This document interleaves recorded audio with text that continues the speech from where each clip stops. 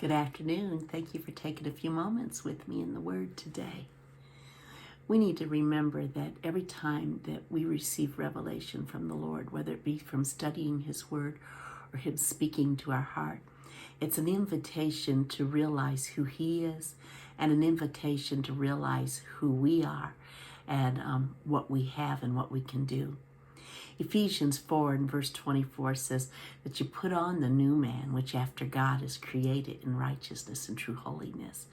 And so what we do is we take that revelation that God has given us that shows who we are, what we have, what we can do, and we put on from the inside out who God made us to be.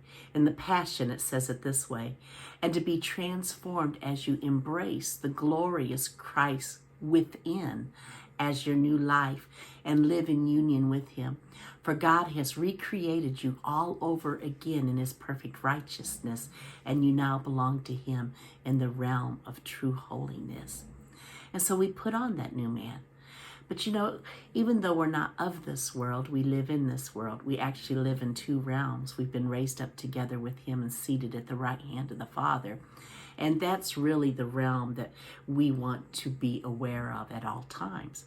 But we do live in this earth realm. And there are all kinds of voices out there in the world. And those voices will tell you who you're not, what you can't do, and what you don't have.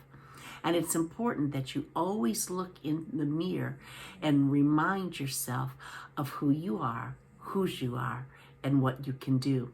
James chapter 1 and verse 23, it says, if any be a hearer of the word and not a doer, he's like unto a man beholding his natural face in a glass.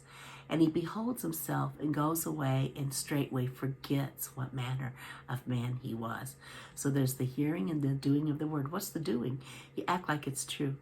When you look in the word and it shows who you are, shows what you have, shows what you can do, shows whose you are, you apply it to your life. You act like it's true because it is true.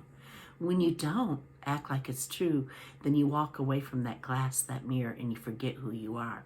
He beholds himself and goes his way and straightway forgets what manner of man that he was. But whoso looks into the perfect law of liberty and continues therein, he being not a forgetful hearer, but a doer of the work, this man shall be blessed in his deed.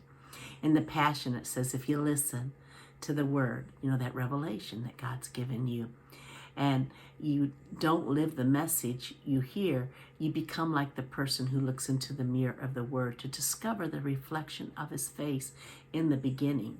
You perceive how God sees you in the mirror of the word, but when you go out, you forget your divine origin.